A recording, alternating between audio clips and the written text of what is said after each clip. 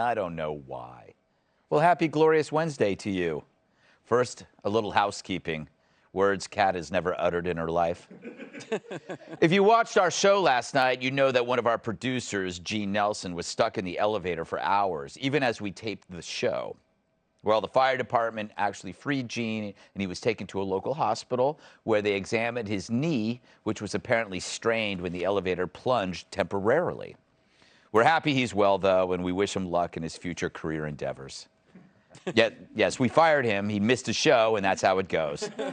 I'm running a TV show here, not a friggin' IHOP. I just wish I had a chance to meet him first. So speaking of Trapped, should we talk about Taylor Lorenz? You probably don't know her, but whatever. She was a former dishonest reporter for the New York Times, as if that narrows things down, who made her living creeping around the web trying to find people to cancel for saying inappropriate stuff. She's a real jerk. She then became a dishonest reporter for the Washington Post to do the same thing. It's the perk of being a lefty. Screwing up only gets you a better job somewhere else. But in between being a slimy slug, she went on MSNBC to talk about how she was a victim of online mobbery. Can you draw a picture of what it is like when a surge of harassment hits? It's completely overwhelming. It's horrifying. And it's not just me either. You know, they immediately dox you and go after your family members. They try and look up everyone who's ever, been associated with you. You feel like any little piece of information that gets out on you will be used by the worst people on the internet to destroy your life. And it's so isolating. And terrifying. It's horrifying.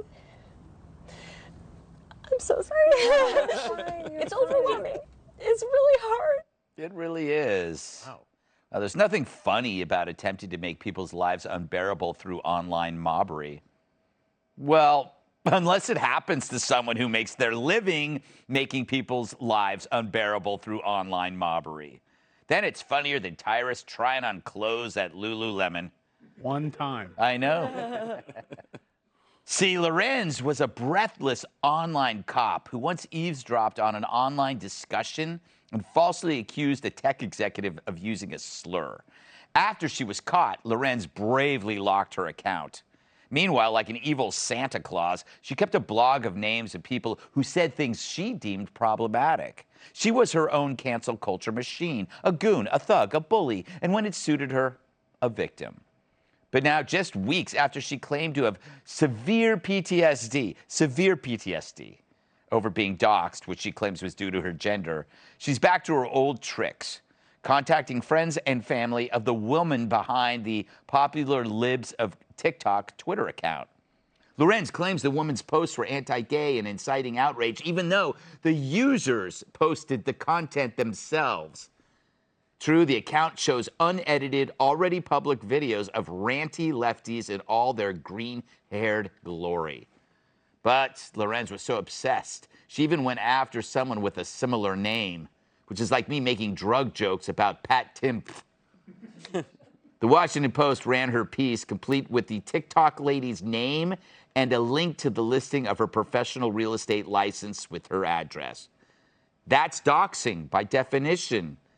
The victim called in to Tucker last night. Let's play that. How has this affected your life, this Jeff Bezos piece? I had to make some travel plans, really fast, but I'm now in a location where I don't think anyone would find me, not in any of the locations that Taylor Lorenz leaked. So after claiming she was targeted, Taylor Lorenz resumes targeting people she demonizes, hiding behind the lie that she's fighting bigotry, when in fact she just gets off on it. And the Washington Post defends her. The paper denies posting private info of Lorenz's target, but they did. Sure, they eventually deleted the link, but what you post online lasts forever, just like those cheesecake photos of Stuart Varney. He's actually eating cheesecake in them. Now, in the good old days, before social media, Lorenz's behavior would have cost her a job. It wouldn't even be a job, actually. She's doing the opposite of speaking truth to power, instead using her power position to target plebes. That takes a lot of balls, right? I put it right up there with our great reporters covering the war on the ground in Ukraine. Now, you've heard the phrase, live by the sword, die by the sword. Well, I came up with it after living with my college roommate, Steve Sword. He was a wild man, nearly killed me. But when you live by the mob, you will be crushed by the mob. What goes around eventually comes around.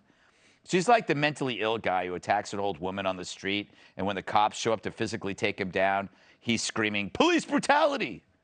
How can she play the victim? Imagine working with someone like that. Ugh. I can't take the bullying anymore. Everyone is so mean to me, and I just can't handle the disrespect and how hurtful they are. Okay, I'm a victim, all right? I am the victim. Can I go home yet? 3 more hours. Shut up, Jerry. As for Lorenz, she's worked at big-name, powerful media companies. She's got power and clout. She can ruin you just by accusing you of saying something and then amplifying it. Even if she's 100% wrong, she'll never apologize or just collateral damage. She's a grown woman with a massive media company behind her, outing the private lives of people. Maybe that's why she's miserable. It's not about being targeted at all. It's about how she targets others. Lorenz enjoyed the hunt and the scalping that comes with cancel culture until it came for her. And still, she can't stop. She's just one example of someone who makes a living depriving others of making a living. She decries the mob unless she's leading it. So if anyone would like to protest in front of her house, here's the address. It's number 1 Hypocrite Ave, Jerkville, USA, apartment 666. Let's welcome tonight's guest. He's written more scripts than Michael Jackson's doctor. TV writer and producer, Rob Law. His preferred pronouns are daddy and master. Editor-in-chief of Outspoken Middle East and contributing editor of at the Spectator, Chadwick Moore. She's like a taxidermy bunny. Looks cute on the outside, but completely dead in the inside. Bucks contributor. Catch him. Oh. And he's so strong, he can go up Niagara Falls in a barrel. My massive sidekick in the NWA World Television Champion, Tyrus. Greg, Yes. Guytown again. Is it Guytown? Yes. It is Guytown. You know what that means? Guytown, shooting hoops with your buddies and telling jokes. Then you build a shed for some reason, wearing suits and shades and talking to cool babes. But it's fun if you prefer dudes. We don't judge. Guytown. Part 2 of Guytown. Rob? I missed part 1. Oh, man, you know what? You got to go back to understand part 2. Wait. You got to see the first one. That would mean I'd have to watch the show. Yeah, it'll be, you know what? It's like Godfather. Oh, okay. You know, like Godfather 2, you watch it, it's okay on its own, but Godfather 1 adds to Godfather 2. Okay, I got you. Way to, Yeah, it's exactly like that. I got you. Exactly. You need to sew that sweater up, Kat. Oh, I get it. Yeah. Yeah. You know, if canceling is your sport, then you got to live by the rules of the game, right? Isn't that what? Yeah, I mean, it's kind of weird because to me, like, first of all, as you know, I'm very hip with the kids, so I'm on the TikTok. Right. And I follow the TikTok application, phone application. Yes, yes. That's what we call it. And I've actually enjoyed this one. This one's great, but it's like, I mean, and I love the woman who does it. She's like super talented. The liberals, the woman who does Libs the liberal of TikTok, yeah. But it's not. I mean, it's not like that hard. I mean, all she does is really repost stuff. Right, right. Like, it's very little that she does, so it's kind of strange that there's that much rage. Yes. From because she chose liberal rage to expose it, and that caused Taylor Lorenz to go after her. All it does is amplify voices that are already there. I mean, what the left is always saying is like, we just want to be heard. Yeah. We want our voices heard. And then when they're heard, they go, right? Exactly. The doxing and all this stuff. I mean, I get it, and I as I said the thing before, because I do sympathize with this woman, because not this woman, but the woman who does the Libs of TikTok. Right. But you know, we did used to send everybody a giant book every year. Mm-hmm. That had everyone's address in it. That's true. It was, I believe it was called... It's called the phone book. Right. I used to sit on one when I drove. Yeah, that's right. You probably did. And you get your hair cut. Yes. And so some of this stuff, seems like sometimes it's always like everyone's crying all the time and saying they've been violated and all that stuff. It's like, I think everybody needs to sort of take a little deep breath. All right, all right. I'm not trying to be unsympathetic, but I'm a little bit unsympathetic. You make a great psychiatrist, especially what you're wearing. Yeah. We can talk about that in our next I session. want to tell you about a dream I had. It'll be $500, and I'll listen to any dream you got. That's the dream. Oh, really? Paying you $500. Wow. Right. I'm a cash dom. Chadwick, Yes, Chadwick, I look at this and I feel like the Washington Post has the responsibility to assess the mental health of Taylor Lorenz. When somebody goes and claims victimhood from being doxxed and then goes and doxes, something's off. I would agree with you if she weren't every liberal I know. There's absolutely no diversity in the party of diversity.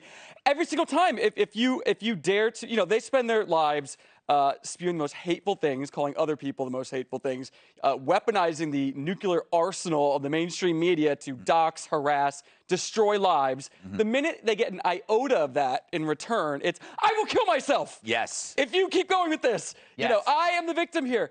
It's the cry bully is Yes. what this term was invented for, but she takes it a step further than just a cry bully. This creature is something else, but she's also it's ridiculous in the clips that we saw. It's comedy. It is, and it's the shield. Like, oh, I was suicidal, and then everybody and then she locks herself. It's like, oh, so that way no one can come after me. And then when everything calms down, she's back at it. Right. Yeah, well, listen, as an actor and a wrestler, I have experienced some bad acting in my day. I have seen some stuff.